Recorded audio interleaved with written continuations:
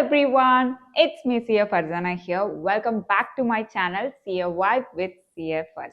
അപ്പോൾ ഇത് one of the most requested video ആണ്. After I released my CA journey video, for those who haven't watched, I will pin in the description.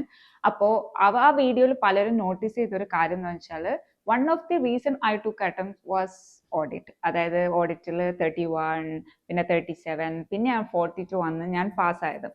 അപ്പോൾ ആ ഒരു മാർക്കിന് ഭയങ്കര സംഭവമായിട്ട് ഞാൻ ജസ്റ്റ് 42 കിട്ടിയുള്ളൂ. പക്ഷെ അതുപോലും ഒരു സംഭവമായിട്ട് കാണുന്നവരുണ്ട്. കാരണം എനിക്ക് അറിയുന്ന കുറച്ച് പേരുണ്ട്, അവർക്ക് FR എക്സംഷൻ, AFML എക്സംഷൻ, ഓഡിറ്റിൽ 40 വരാത്ത ഒറ്റ റീസൺ കൊണ്ട് അവർ അറ്റംപ്റ്റ് എടുക്കേണ്ട അവസ്ഥ വന്നിട്ടുണ്ട്. അപ്പോൾ അതാണ് ഇപ്പോഴത്തെ അവസ്ഥ എന്ന് പറയുന്നത്. ഓഡിറ്റ് അങ്ങനെ ഇങ്ങനെ അവർ മാർക്ക് ഇട്ട് തരുന്നില്ല. 40 കിട്ടുക എന്ന് വെച്ചാൽ തന്നെ ഒരു സംഭവമായി മാറിയിട്ടുണ്ട്. മേ ബി അതുകൊണ്ടായിരിക്കും ഒരുപാട് പേര് എൻ്റെ അടുത്ത് റിക്വസ്റ്റ് ചെയ്തത്. So I M sharing my strategy. ഞാൻ എൻ്റെ പേപ്പർ എടുത്തു, ഇവാലുവേറ്റ് ചെയ്തു, ഓൾ ദോസ് തിങ്സ് ഞാനിപ്പോൾ എൻ്റെ സ്ട്രാറ്റജി എല്ലാം ഞാൻ ഷെയർ ചെയ്യണം. ഇതൊരു ഡീറ്റെയിൽ വീഡിയോ ആയിരിക്കും. അപ്പോൾ ഇത്രയും ഞാൻ ചെയ്യുന്നത് എന്താണെന്ന് വെച്ചാൽ ഏതെങ്കിലും തരത്തിൽ നിങ്ങൾക്കിത് ഹെൽപ്ഫുൾ ആവുകയാണെങ്കിൽ അത് എൻ്റെ ഒരു വിൻ തന്നെയാണ്. പിന്നെ please don't forget to like, share and subscribe if you find my video helpful and useful. അപ്പോൾ let's not delay any further, start ചെയ്യാം. അപ്പം ഞാൻ എൻ്റെ ഫസ്റ്റ് അറ്റംപ്റ്റിലെ കേസ് ഞാൻ പറഞ്ഞുതരാം. അപ്പോൾ ഫസ്റ്റ് അറ്റംപ്റ്റ് എന്ന് പറഞ്ഞു കഴിഞ്ഞാൽ എനിക്ക് May 2024 ആണ് എൻ്റെ ഫസ്റ്റ് അറ്റംപ്റ്റ്. ഞാൻ ടോട്ടൽ 4 അറ്റംപ്റ്റ്സ് എടുത്ത്. അതിൽ ഫസ്റ്റ് അറ്റംപ്റ്റിന് May 2024 മുന്നേ നമ്മൾ ഒബ്വിയസ്ലി നമ്മളൊരു അറ്റംപ്റ്റ് തുടങ്ങുന്നതിന് മുന്നേ എന്ത് ചെയ്യും, നമ്മൾ ചോദിക്കും, പാസ്സായവരോടൊക്കെ ചോദിക്കും എങ്ങനെ ഉണ്ടായിരുന്നു, ഓഡിറ്റൊക്കെ എങ്ങനെയൊക്കെയാണ് സ്ട്രാറ്റജി, ഓൾ ദോസ് തിങ്സ്. അപ്പോൾ പഴയ സിലബസ്, എൻ്റെ ഫസ്റ്റ് അറ്റംപ്റ്റ് ആണ് പുതിയ സിലബസ് ആയിരുന്നു. അപ്പോൾ പഴയ സിലബസിൽ എന്താണെന്ന് വെച്ച് കഴിഞ്ഞാൽ ഞാൻ എൻ്റെ ആർട്ടിക്കിൾഷിപ്പ് ചെയ്യുന്ന സമയത്ത് സീനിയേഴ്സിനോടും എല്ലാവരോടൊക്കെ ഞാൻ ചോദിക്കുന്ന സമയത്ത് അവരെല്ലാവരും പറഞ്ഞു തന്നെ ടോട്ടൽ അന്ന് 4 സബ്ജക്ട്സ് ആയിരുന്നുള്ളൂ. അപ്പം അന്ന് ഓഡിറ്റൊക്കെ കുറച്ച് ലിബറൽ ആയിരുന്നു. എങ്ങനെയെങ്കിലും അവർ ഗ്രേസ് മാർക്കൊക്കെ ഇട്ട് തരുമായിരുന്നു. അപ്പോൾ ഗ്രേസ് മാർക്ക് ഇട്ട് തരുമ്പോൾ പലരും എൻ്റെ അടുത്ത് പറയുന്നത് വെച്ചാൽ ഒരു 35 മാർക്കിൻ്റെ മുകളിലൊക്കെ എങ്ങനെയെങ്കിലും കിട്ടിക്കഴിഞ്ഞ് കഴിഞ്ഞാൽ IC എങ്ങനെയും കുറച്ചൊക്കെ മാർക്ക് ഇട്ട് തന്ന് നമ്മളെ കയറ്റി വിടും. പിന്നെ ICAക്ക് അറിയാം ഓഡിറ്റിൻ്റെ കുറച്ച് ലിമിറ്റേഷൻസും കാര്യങ്ങളും. അപ്പം നമ്മൾ പറ്റുന്ന അത്രയും പഠിക്കുക, ഓർമ്മകളൊക്കെ എഴുതി വെക്കുക, അല്ലാത്ത എന്തെങ്കിലുമൊക്കെ എഴുതി വെക്കുക. അപ്പം അതിൽ നിന്ന് ഇവിടുന്നൊക്കെ ആയിട്ട് 1 മാർക്ക് പിന്നെ പ്ലസ് ഗ്രേസ് മാർക്ക് കിട്ടിക്കഴിയുമ്പോൾ അങ്ങ് കയറിപ്പോയിക്കോളും. എനിക്ക് 9 മാർക്ക് ഗ്രേസ് മാർക്ക് കിട്ടിയിട്ട് ഓഡിറ്റ് പാസ്സാക്കി 40 ഇട്ട് കൊടുത്ത് പാസ്സായവരെ എനിക്കറിയാം. അപ്പോൾ ഒബ്വിയസ്ലി നമ്മളിത് കേൾക്കുമ്പോൾ എന്താ വിചാരിക്കുക, ഓക്കെ ഓഡിറ്റിന് അങ്ങനത്തെ കുറേ നമുക്കറിയാലോ ഓഡിറ്റ് ഇച്ചിരി പാടാണ്, പഠിക്കാനും അത് ഓർമ്മ കിട്ടാനും എല്ലാം പാടാണ്. അപ്പോൾ ഇതെല്ലാം കൂടി നമുക്ക് ആ ലിമിറ്റേഷൻസ് ഉള്ള ICAക്കാർ. അപ്പോൾ കുറച്ചൊക്കെ അവർ ഗ്രേസ് മാർക്ക് ഒക്കെ ഇട്ട് എങ്ങനെയെങ്കിലുമൊക്കെ ഒരു 40, എനിക്ക് എങ്ങനെയെങ്കിലും 40 കിട്ടിയാൽ മതി, കാരണം ബാക്കി എല്ലാ സബ്ജക്ട്സും ഞാൻ ഓക്കെയാണ്. അപ്പോൾ എങ്ങനെയെങ്കിലുമൊക്കെ 40 കിട്ടുമല്ലോ എന്ന് വിചാരിച്ച് ഞാൻ എന്ത് ചെയ്യും, എനിക്ക് പറ്റുന്ന അത്രയും ഞാൻ പഠിച്ചിട്ട് പോയി എക്സാം എഴുതി റിസൾട്ട് വന്നപ്പോൾ എൻ്റെ ഓഡിറ്റിൻ്റെ മാർക്ക് 31 പൊട്ടി. അപ്പോൾ ഞാൻ ആകെ ഞെട്ടിപ്പോയി, അയ്യോ അന്തി പൊട്ടിയത്, കുഴപ്പമില്ലായിരുന്നല്ലോ എന്ന്. അങ്ങനെ ആ പേപ്പർ എടുത്ത് നോക്കിയപ്പോഴാണ് ഞാൻ ആ നഗ്ന സത്യം മനസ്സിലാക്കിയത്. ഒന്നുമല്ല, ICA അങ്ങനെ പണ്ടത്തെ പോലെ ഗ്രേസ് മാർക്ക് ഇട്ട് പാസ്സാക്കുന്ന പരിപാടി ഇല്ല.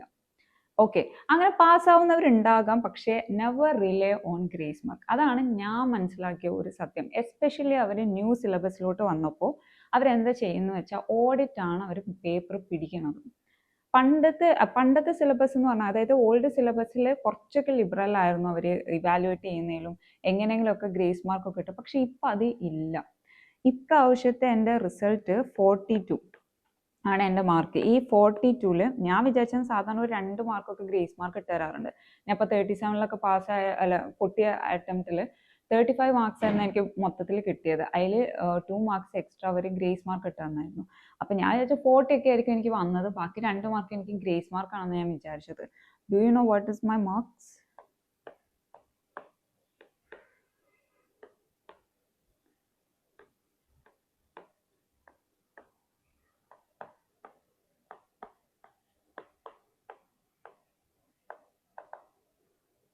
ട്വൻറ്റി മാർക്സും MCQയും 22 ഡിസ്ക്രിപ്റ്റീവും വന്നേക്ക്. 1 മാർക്ക് പോലും ഗ്രേസ് മാർക്ക് ഇട്ട് തന്നിട്ടില്ല. അതാണ് ഞാൻ പറഞ്ഞത്, നമ്മൾ never rely on grace mark. അപ്പോൾ ആരെങ്കിലും നിങ്ങളുടെ അടുത്ത് വന്നിട്ട് എങ്ങനെ ഗ്രേസ് മാർക്ക് ഇട്ട് അങ്ങ് സെറ്റ് ആയിക്കോളും എന്ന് വിചാരിച്ച് നിങ്ങളൊരു 30+ അല്ല 35+ എങ്ങനെയെങ്കിലും കിട്ടിയാൽ മതി എന്നുള്ള മൈൻഡ് സെറ്റ് വെക്കരുത്.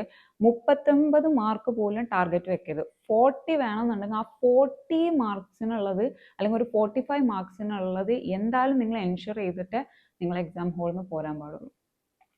അതിനെ അത്രയും സീരിയസ് ആയിട്ട് ഞാൻ പറയുകയാണ്, never rely on grace marks. അത് ഫസ്റ്റത്തെ മിസ്റ്റേക്ക് ഞാൻ ചെയ്തത്. അതുകൊണ്ട് ഞാൻ എന്ത് ചെയ്തു, എനിക്കിപ്പോൾ റിയാലിറ്റി അറിയാലോ. അപ്പോൾ അടുത്ത അറ്റംപ്റ്റിന് ഞാൻ എന്ത് ചെയ്തു എന്ന് വെച്ച് കഴിഞ്ഞാൽ ഈ ഗ്രേസ് മാർക്ക് ഒന്നും ഞാൻ റിലേ ചെയ്യാതെ ഞാൻ തന്നെ 40 മാർക്ക് ഇങ്ങനെ കഷ്ടപ്പെട്ടുണ്ടാക്കണം വിചാരിച്ചു. അതിനുള്ളതെല്ലാം വൃത്തിക്ക് ഞാൻ കണ്ടൻറ്റൊക്കെ ഓരോ വരി ഓരോ കുത്തും കോമ വരെ പഠിച്ചിട്ട് ഞാൻ നല്ല പ്രിപ്പയർ ചെയ്ത് സെറ്റായിട്ട് ഞാൻ അങ്ങ് പോയി. എക്സാം കുഴപ്പമുണ്ടായിരുന്നില്ല, റിസൾട്ട് വന്നു. എത്ര മാർക്സ് എന്ന് അറിയണ്ടേ? 37 മാർക്സ്. ശരിക്കും എനിക്ക് ഭയങ്കര വിഷമമായി പോയി. അയ്യോ ഇപ്രാവശ്യം എന്താ പറ്റിയെന്ന് വിചാരിച്ചു. ഞാൻ പേപ്പർ ഇവാലുവേറ്റ് ചെയ്തപ്പോൾ ഞാൻ അടുത്തൊരു നഗ്ന സത്യം മനസ്സിലാക്കിയത്.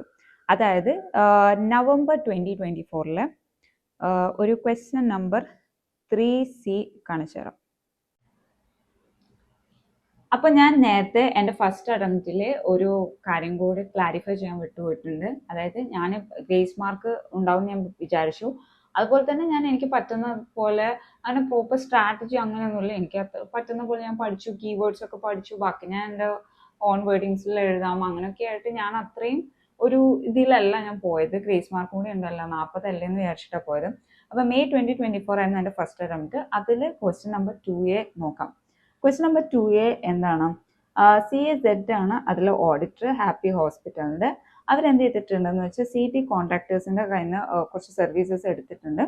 അപ്പോൾ which type of report should be obtain by CAZ in terms of relevant standards of auditing, what aspects have to be considered by CAZ അപ്പോൾ ഇൻ അഷുറൻസ് റിപ്പോർട്ട്. അപ്പോൾ ഇത് ഏതിൻ്റെ ക്വസ്റ്റ്യൻ ആണ്? SA 402 ക്വസ്റ്റ്യൻ ആണ്.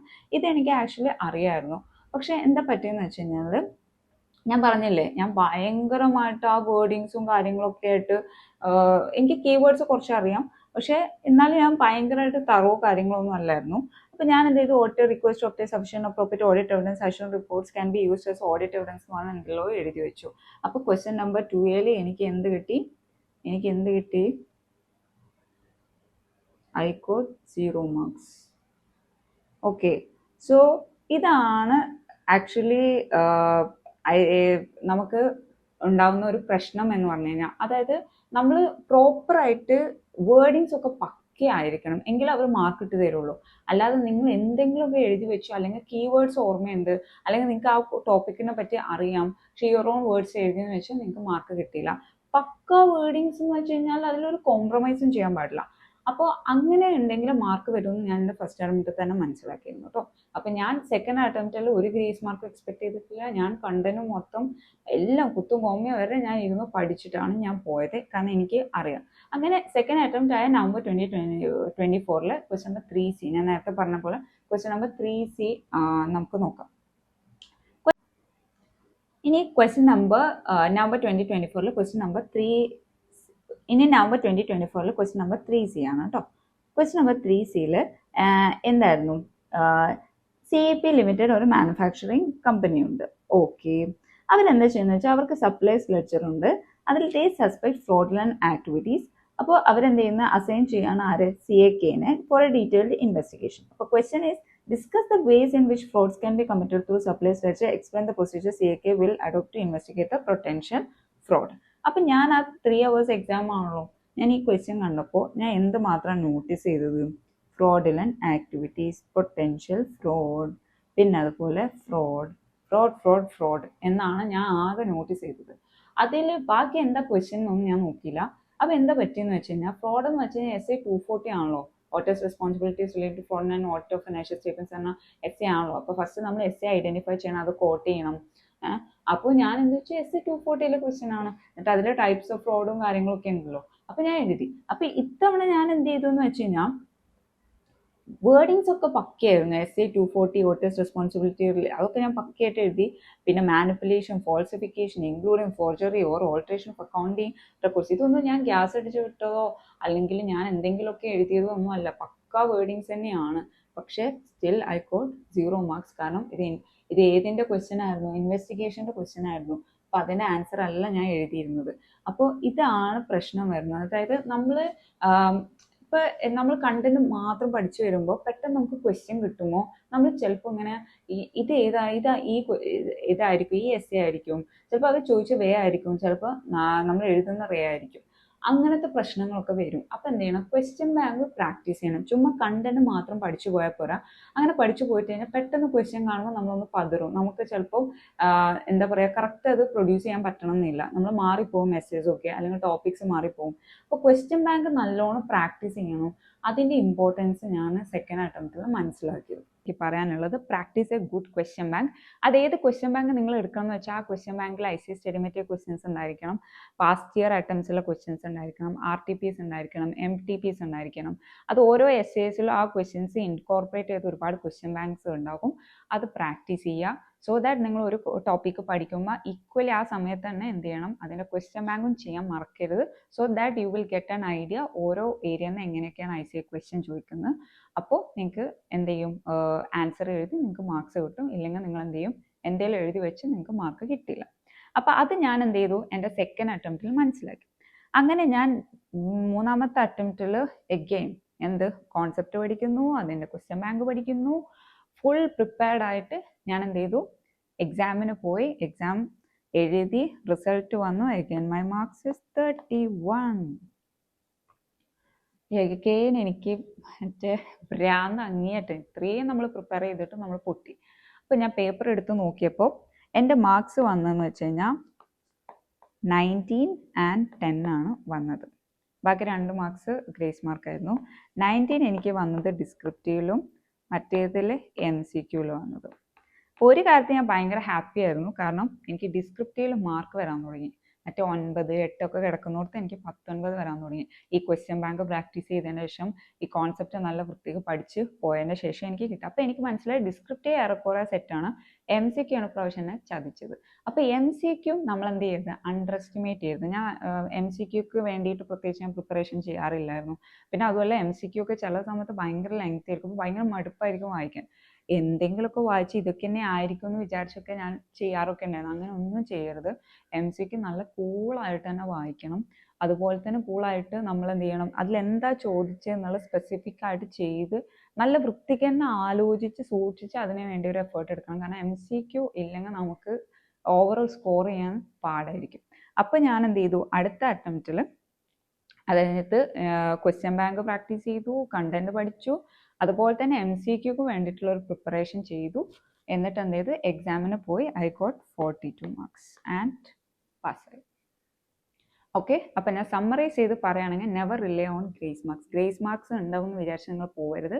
40 മാർക്ക് നിങ്ങൾ തന്നെ, അല്ലെങ്കിൽ what ever marks you are aiming, അത് നിങ്ങൾ തന്നെ ഉണ്ടാക്കണം എന്നുള്ള മൈൻഡ് സെറ്റ് പോവുക. അതിനനുസരിച്ച് നിങ്ങൾ പ്രിപ്പയർ ചെയ്യുക. പിന്നെ ഡാർക്ക് റിയാലിറ്റി നിങ്ങൾ അക്സെപ്റ്റ് ചെയ്യുക. അതായത് ഓഡിറ്റ് അങ്ങനെ ഇങ്ങനെ മാർക്ക് ഇട്ട് തരുന്നില്ല. അപ്പം നല്ല രീതിയിൽ പഠിക്കുക. കണ്ടന്റൊക്കെ വൃത്തിക്ക് കുത്തും കോമ ഇല്ലാതെ തന്നെ നല്ല രീതിയിൽ അതെന്ത് ചെയ്യുക, പഠിച്ച് വൃത്തിക്ക് എഴുതുക. അതേപോലെ തന്നെ practice question bank. Question bank ഓരോ ടോപ്പിക്ക് പഠിക്കുന്നതിന് ക്വസ്റ്റ്യൻ ബാങ്ക് പ്രാക്ടീസ് ചെയ്യുക. എങ്ങനെയൊക്കെ ക്വസ്റ്റ്യൻസ് വരുന്നതെന്ന് മനസ്സിലാക്കുക. അതുപോലെ MCQക്ക് വേണ്ടിയിട്ട് കുറച്ച് പ്രിപ്പറേഷൻസ് ചെയ്യുക. നിങ്ങൾ MCQസും കുറച്ച് വർക്കൗട്ട് ചെയ്യുക. അത് കഴിഞ്ഞ് നിങ്ങൾക്ക് എക്സാം എഴുതാം. ഓക്കെ.